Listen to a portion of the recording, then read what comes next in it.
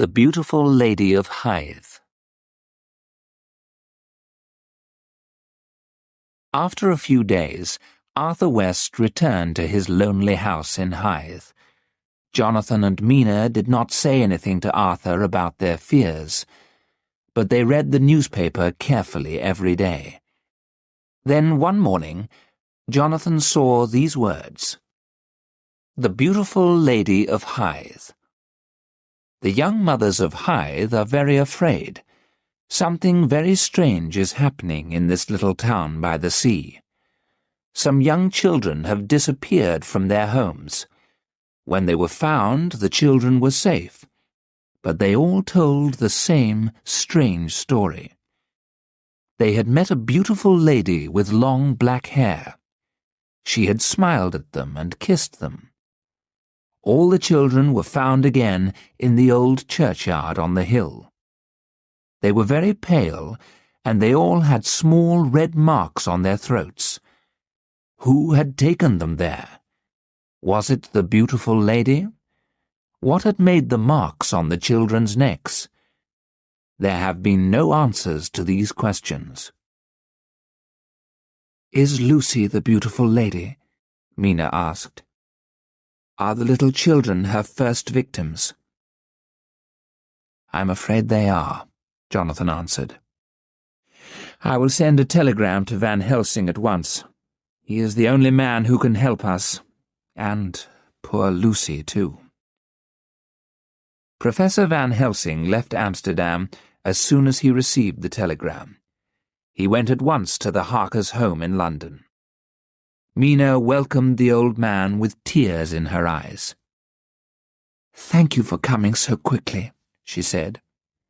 "We do not have much time," Van Helsing answered.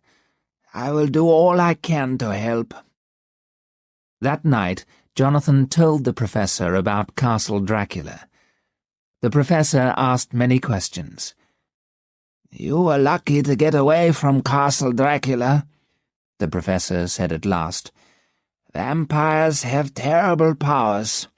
Count Dracula is the most powerful of them all." "And I helped him to come to England," Jonathan whispered. "What does he plan to do here? Can we stop him?" "Let me tell you all I know about vampires," Van Helsing answered. "I have studied their history and read many books about them. Some vampires are hundreds of years old. They live on blood, which they take from living people. But vampires stay alive after they have been buried. Their victims die when they have lost all their blood. Then they become vampires too."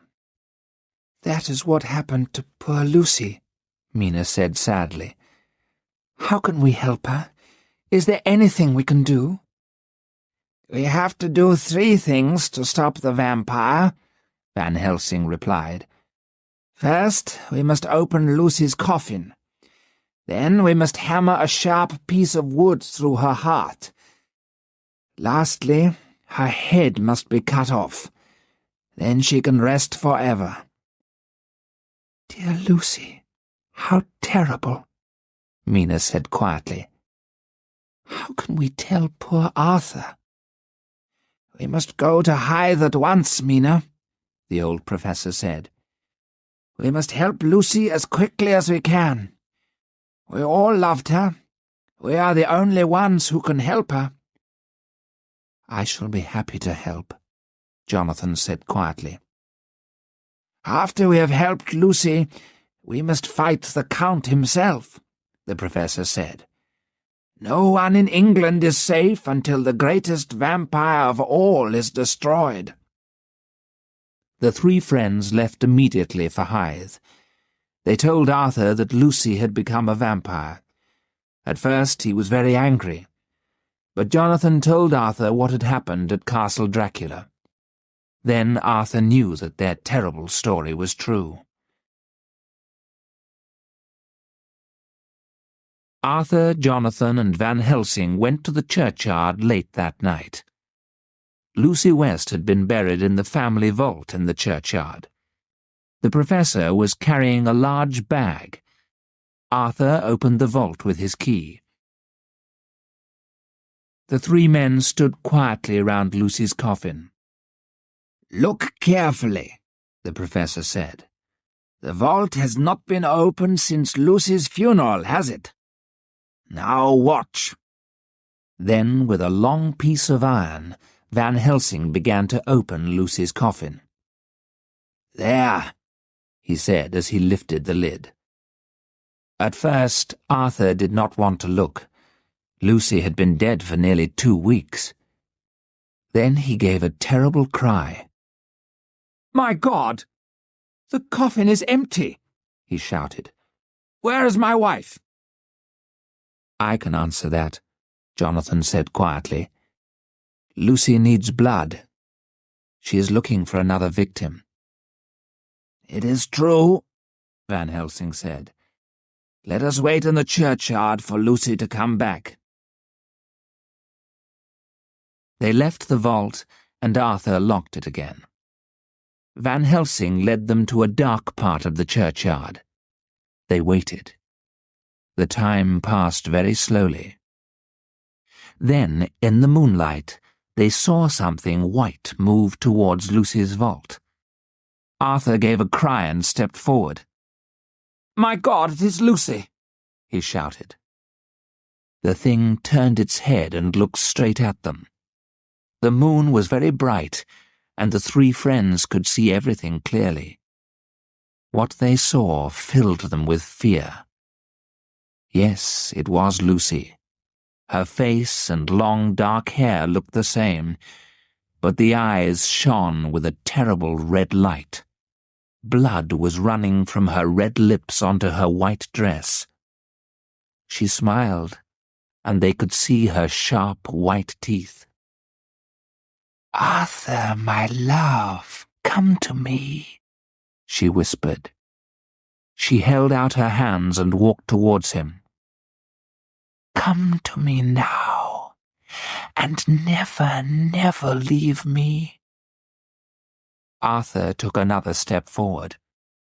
Lucy opened out her arms to hold him. Van Helsing ran in front of Arthur and held up a large cross.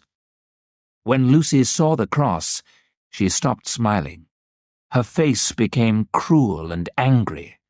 She made a noise like an animal and ran towards the vault.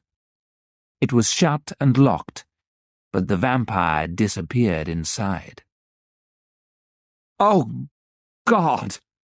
Was that terrible thing my Lucy?" Arthur cried. "That is not the dear woman you loved," Van Helsing told him. "It is the vampire that is using her body. But if we are strong, we can help Lucy to rest peacefully. Give me my bag, Jonathan." They entered the vault again. It was almost dawn. When Van Helsing opened the coffin, they saw the vampire. Her eyes were open, and she smiled at them. It was a terrible smile. Van Helsing opened his bag. He took out a long, sharp stake and a hammer. Then he looked at Arthur. "I shall hold the stake and point it at her heart," the professor said. "Then, as we pray, hammer it down." With a last look at the thing in the coffin, Arthur raised the hammer. He brought it down, once, twice, many times. Terrible screams came from the vampire's blood-covered lips.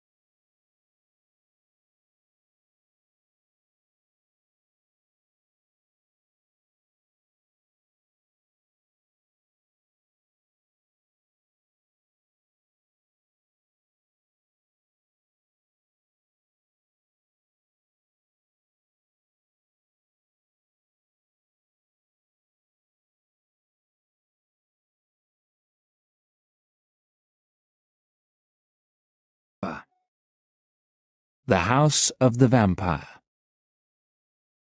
After they had left the vault, the friends slept for several hours. Then, later in the day, they met to make their plans. "We are all in danger," Van Helsing said.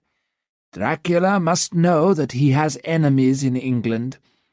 He will soon find out what we are doing. Then he will attack us." "Why don't we attack him first?" Arthur cried.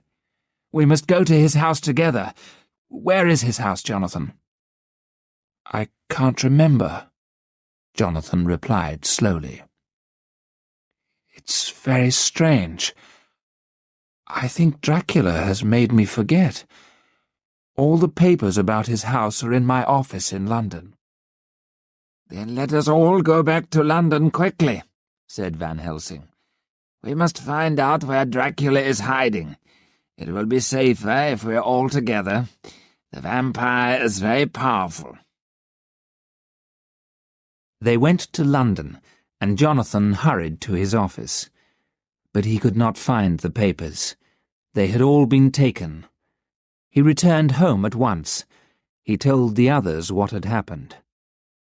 "Dracula has taken the papers," Van Helsing said. "He knows he is in danger. He knows we are his enemies. But vampires have no power during daylight. In daylight, Dracula rests in one of the boxes from Transylvania. They must be in his house." "But where is his house?" Mina cried. The old professor thought for a moment. Then he looked at Jonathan carefully. "If you agree, I shall hypnotize you," he said. "Then you may remember where Dracula's house is." "Yes, I agree," Jonathan said. "Do what you can, Professor. I am ready." Van Helsing sat opposite Jonathan and spoke to him quietly. The young man's eyes closed. He began to breathe more slowly. "Count Dracula has a house near London. Where is it, Jonathan?" the professor asked. Jonathan answered in a slow, clear voice. "The Count is living to the east of London," he said. "His house is very big and very old. There is a high wall round it." "How did you get there, Jonathan?" asked Van Helsing. "The nearest railway station is about a mile away from the house." "What is the name of the station, Jonathan?" Van Helsing asked. "It is difficult to remember. There is a mist in front of my eyes. Now the mist is going. The name is Purfleet. The mist is coming back, a golden mist. I can see red eyes. They are looking for me." "Wake up, Jonathan," the professor said quickly. Jonathan opened his eyes. "You are in danger," Van Helsing said. "Dracula knew what I was doing. We do not have much time." "What shall we do?" Arthur asked. "We must get into Dracula's house and look for the boxes of earth," Van Helsing replied. "You must stay here, Mina. Don't leave the house. Dracula is not far away. Remember what happened to Lucy." "We cannot leave Mina here on her own," Jonathan cried. "She will be safe," the professor said. "No vampire can enter a house unless he is invited in. Lucy walked in her sleep, and Dracula met her in the churchyard. Stay in the house, Mina, and you will be safe." The three men left the Harker's house in the afternoon. The things they needed were in their bags. They went by train. When they reached Purfleet Station, the professor asked a few questions. A man at the station was able to answer them.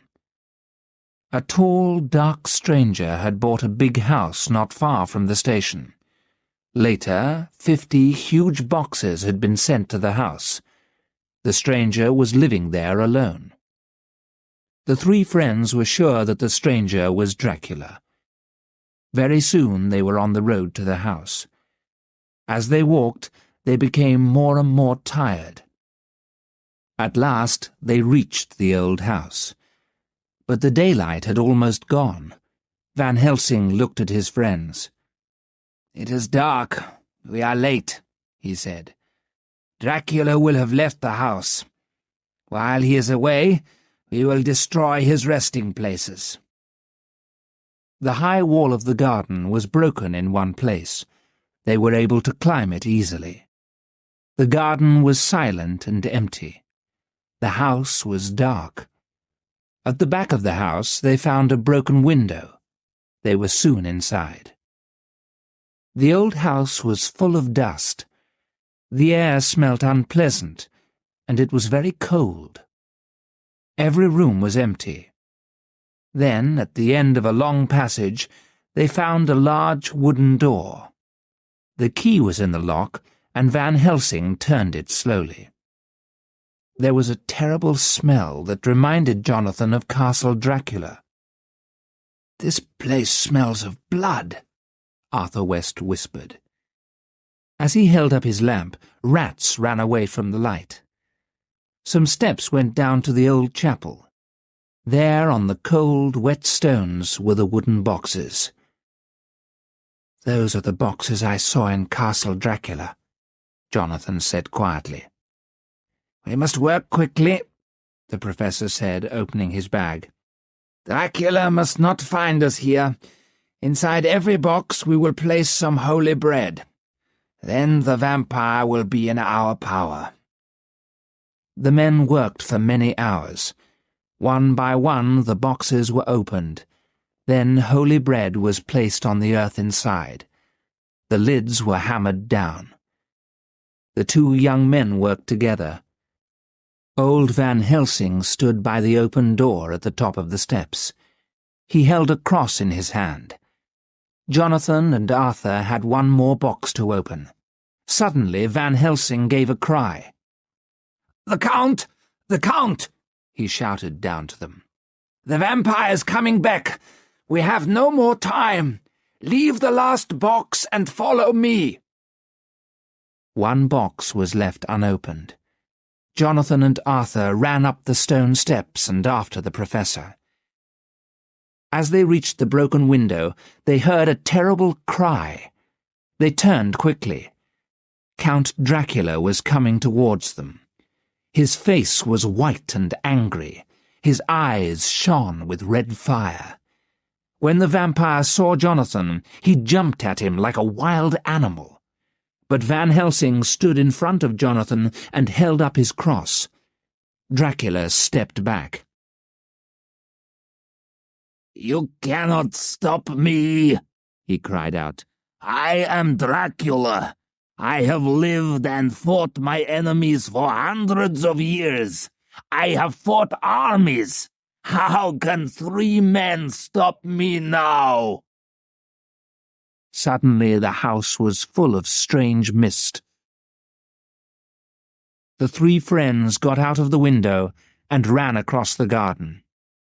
They found the broken part of the wall and climbed over. In the road, the air was clear. The moonlight shone on the men's white faces. "Come," said Van Helsing. "We must get back to Mina. She may be in danger." The 3 friends hurried to the little station. They caught a train to London. When they reached Jonathan's house, it was quiet. Jonathan unlocked the front door, and the 3 men went upstairs to their own bedrooms. Jonathan opened his door quietly, and then he gave a terrible cry. His friends ran into the room after him. The bedroom window was wide open, and moonlight was shining into the room. Mina was on the balcony, and a dark shape was leaning over her. It was Count Dracula. One of his hands held the back of Mina's neck, the other held down her hands. But the vampire was not drinking Mina's blood. No, It was more terrible than that. Dracula was holding Mina's face to a long cut on his chest. He was making her drink his blood. The vampire turned his head. His eyes burned with a terrible red light. Blood was dripping from his red lips and long white teeth. The vampire had already taken his meal of blood. Dracula gave a cry of anger, but Van Helsing was ready for him. The old doctor held his cross up high. A cloud covered the moon. It was suddenly dark. When the moonlight shone again, Dracula had gone. A little golden dust moved over the balcony. Poor Mina was almost mad with fear. When she saw Jonathan, she began to cry and cry. Van Helsing carried Mina back to the bed. Then he washed the blood from her face and neck. "My dear Mina," the old man said, "you are safe now. Can you tell us what happened?" "Oh, Jonathan, why did you leave me?"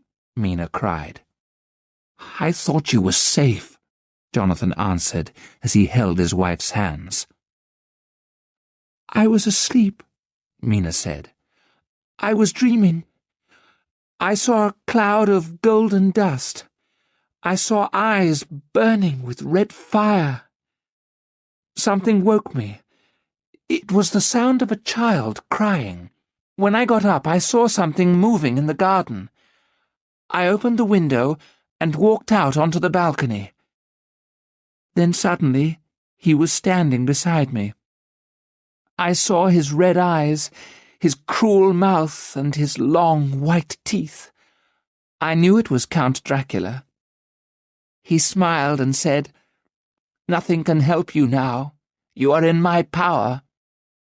Mina covered her face with her hands. "Then he put his lips to my throat and drank my blood," she whispered. "I could not stop him. And now I have drunk his blood. I am a vampire too." "No, no!" Jonathan cried. "It is the truth," Mina replied. "I have drunk the Count's blood, and I am in his power. I must do what he wants, even if I harm you, my husband." Then Mina looked at Van Helsing with tears in her eyes. "The vampire has won," she said. "No!" Van Helsing cried. "He is afraid, I am sure of it. He cannot stay in England now. He will use the last box to return to his own country. Sleep now, Mina. You must rest." But Mina went on speaking. "I have drunk the Count's blood, and I am in his power," she said. "But perhaps we can use this power to destroy him. Hypnotize me, Professor, before dawn. I think I can tell you what the vampire plans to do." Van Helsing sat down beside Mina and moved his hand before her face. Her eyes closed. "Where is Count Dracula? What does he plan to do?" Van Helsing asked. "It is dark," Mina replied. Her voice was slow and clear.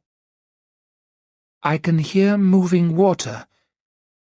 Oh, the vampire's power is strong. But I hear a ship and men shouting. The ship is ready to leave. There is a mist. Darkness. I cannot tell you any more." In a few minutes, Mina had opened her eyes. "We have won," Jonathan told her. "The vampire is leaving England. We are safe now." But Professor Van Helsing shook his head sadly. "Have you forgotten? Mina has drunk the vampire's blood. He has drunk hers. If Mina dies before Dracula is destroyed, she will be a vampire forever." 8. The Flight of the Vampire. Count Dracula's plan had failed. The vampire was returning to his own country. In Transylvania, he would be safe. If the vampire reached Castle Dracula, he could rest and grow strong again. And while he lived, Mina was in terrible danger. Count Dracula had to be destroyed before he reached his castle. Arthur and Jonathan went to the port of London the next day. They found that a ship called the Queen Catherine had left for Varna. Varna was a port on the Black Sea. Dracula had travelled from Varna in July.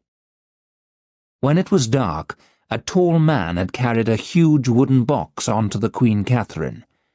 The man was Count Dracula. A thick mist had covered the ship before it sailed, and Dracula was in the box. The three men began to make their plans at once. Mina was resting in her room. "Vampires cannot cross water without help," the professor explained. "But Dracula is travelling by ship because it is easier. He will not have to move his box until the ship reaches land. When the ship reaches Varna, Dracula will wait for darkness. Then he will carry the box from the ship. Later, the box, with the Count inside, will be taken to Castle Dracula. There, the vampire will be safe." "Then we must follow him," Arthur cried. "We must—" Van Helsing held up his hand. "Before we decide what to do," he said, "I have something to tell you. Mina must not know our plans." "Why not?" Jonathan cried angrily. "Dracula has harmed her most of all." "But the vampire has power over Mina," the professor replied. "Perhaps he knows what she is thinking. Anything we tell her, he will know." No one spoke. Van Helsing and Arthur looked at their friend sadly. "You are right," Jonathan said at last. "I will not tell Mina anything." "Then let us follow Dracula," Arthur said. "I have money. We could hire a small, fast ship and—" "No, we must follow Dracula by land," Van Helsing replied. "He will make the ship go quickly. But the ship will take 2 weeks to reach Varna. By land, we can get there in a few days." "So we shall be waiting for him when he reaches Varna," Jonathan said. "No, not you, Jonathan," Van Helsing said. "You must stay here and look after Mina." As he spoke, the door opened. Mina stood there. Her face was pale. "No one will stay here to look after me," she said. "I am going with you." "You will be in great danger if you come with us," the professor said. "The nearer you are to Dracula—" "I know the danger, Professor," Mina replied. "If Dracula calls me to him, I shall have to go. But you can hypnotize me. Then I can tell you where the Count is." The professor smiled. "You are right, dear Mina," he said. Mina held Jonathan's hand and looked at her friends. "Every day, Dracula has more power over me," Mina said. "If his power becomes too strong, you must kill me." At last, the three men agreed. "Thank you," Mina said quietly. "Remember, if I become a vampire, I shall be your enemy too." In the second week of October, the four friends began their journey across Europe. They took the fastest trains, and in a few days they were in Varna. Professor Van Helsing hypnotized Mina every day. He hypnotized her before dawn and before darkness came. Dracula's power was not as strong then. Mina always said the same words. "Everything is dark. I can hear the wind. I hear the sound of moving water." So the friends knew that Dracula had not left the ship. They stayed in Varna waiting for news. More than a week passed. Every day Arthur went to the port. He asked if the Queen Catherine had arrived. Then, at last, news came. When Arthur told the others, his face was white. "The Queen Catherine arrived at Galatz at 1 o'clock today," he said. "My God, what shall we do?" Jonathan cried. "Where is Galatz?" Mina looked at her map. "Galatz is a port on the river Danube," she said. "It is more than 200 kilometers away." "We must get a ship," Arthur said. But Jonathan did not agree. "I think we should go by train," he said. "What will Dracula do?" Mina asked slowly. "Will he go to Castle Dracula by water or by land? It is nearly sunset," she went on. "Professor, hypnotize me. I shall tell you what I can." Van Helsing did as Mina asked.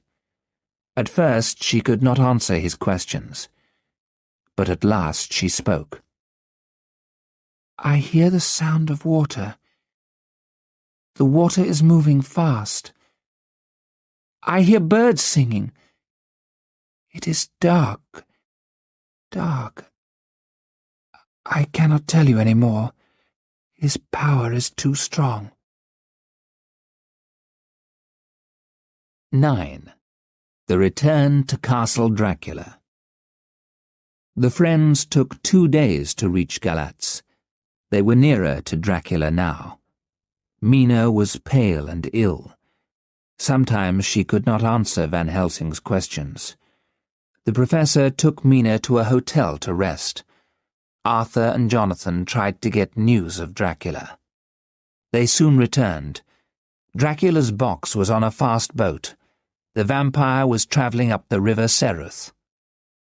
The river Seruth went high up into the Carpathian Mountains. Castle Dracula was 20 kilometers from the river. "We must stop Dracula before he reaches the castle," Van Helsing told them. "In his tomb, the vampire will be safe, and then Mina will be in his power forever." "We must go up the river after him," Jonathan said quickly. "You and Arthur must do that," the professor replied. "Mina and I will go by land to Castle Dracula. We will get there before the vampire. I will put holy bread in Dracula's tomb." On the 23rd of October, Mina and Van Helsing went by train to Veresti. At Veresti, the professor bought a small carriage and 4 fast horses. It was winter, and it was very cold. Wolves were near, and they howled day and night. Professor Van Helsing hypnotized Mina every day. She always said the same words. "It is dark. It is dark. I can hear fast-moving water." Mina slept all day, and Van Helsing could not wake her. But as soon as night came, she woke up. The professor was afraid. Mina was pale and thin. Her face was changing. She was becoming more and more like a vampire. Would Mina die before Dracula could be destroyed? When they crossed the high mountains, snow was falling. At Bistritz, Van Helsing bought new horses. They reached the Borgo Pass early in the afternoon. On the right was the narrow road to Castle Dracula. The tall mountains were covered with snow. The strong wind moved the snow in the air. The howling wolves were closer now. Had Dracula sent them? The old professor was not afraid. He drove up the narrow road until it was dark. That night, Mina was very excited. Her eyes shone brightly, but she would not eat. Every day Dracula's power was stronger. The professor had made a fire. He took some of the holy bread and broke it into pieces. Then he placed the pieces in a circle on the ground around Mina. Mina was watching Van Helsing carefully. She did not move. Her face went white. "Come closer to the fire," the professor said. Mina stood up, walked a few steps, and stopped. She could not move out of the circle. Van Helsing covered Mina and himself with thick cloaks. Wolves howled, but Mina and Van Helsing were safe inside the circle. The snow went on falling. It moved round and round in the wind, and then there was mist and snow. As the mist moved in the wind, it changed into 3 beautiful women. They were the 3 vampires that Jonathan had seen in Castle Dracula. They laughed and called to Mina from outside the circle. "Come, sister, come," they cried. "You are like us now." But Mina turned away, and the vampires could not enter the circle. They called to Mina all night, but when the dawn came, the beautiful women changed back into mist.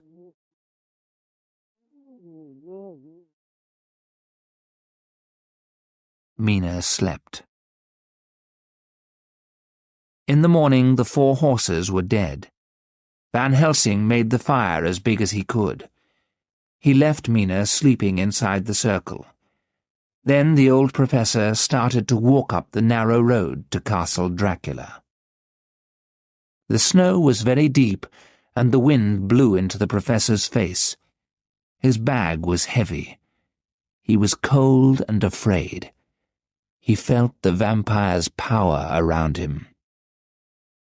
Castle Dracula looked black against the white mountains. Van Helsing went on. At last he reached the terrible building. When he came to the chapel door, it was wide open. But the air inside smelled terrible, and he could not breathe. The chapel was full of old tombs. One tomb was bigger than the others. On it was written the name Dracula. When Van Helsing opened the tomb, he saw it was empty. The professor opened his bag. He took out some holy bread. He put the bread inside the tomb and closed the lid. The vampire would never enter it again. Then Van Helsing found the tombs of the 3 women vampires. They looked very beautiful. Their eyes were open, and they smiled at him. The old professor looked at them for a moment, but then he remembered Lucy. He took sharp stakes and hammered them through the vampires' hearts. How they screamed as he hammered down the stakes. But when the professor cut off their heads, the vampires changed. There was nothing in the tombs but dust. Then Van Helsing left that terrible place. Slowly he walked down the road to Mina. "My husband is near," Mina called out. "Quickly, I must go to Jonathan." The snow had stopped falling. The air was clear and cold. It was almost sunset, and the sun was red in the sky. To the north, Castle Dracula was a great black shape on the side of the mountain. Far below them, the river Seruth was black against the snow. They could see a narrow, winding road which went up the side of the mountain. Along this road, a cart was moving quickly. On the cart was a huge wooden box. Dracula was returning to his castle. Professor Van Helsing put his arm around Mina, but she was not afraid. "Look," she whispered. Behind the cart were 2 men on horses. "It is Jonathan and Arthur," Mina cried, "and they are moving faster than the cart." "The sun is going down behind the mountains," Van Helsing said. "Dracula must be destroyed before the light has gone." Jonathan and Arthur were galloping faster and faster. Their shadows were long and black on the snow. At last the 2 friends reached the cart. The driver tried to hit Arthur, but Jonathan pulled the man down from the cart. They fought together for a moment, and then the man ran off, shouting with fear. The black shadows had grown longer now. The light had almost gone. Was there time to destroy the vampire? Jonathan jumped onto the cart. He pushed the huge wooden box down onto the snow. The box broke open. There lay Count Dracula. The last light of the sun shone onto the Count's cruel face. Jonathan's long, sharp stake was above Dracula's heart. As the stake went through the vampire's body, Dracula gave a terrible cry. Then Arthur's knife cut through the vampire's throat. There was silence. But there was no blood on the snow. Count Dracula's body was a heap of dust. Mina ran down the road, and Jonathan took his dear wife in his arms. The vampire was dead. The years of blood and fear were over.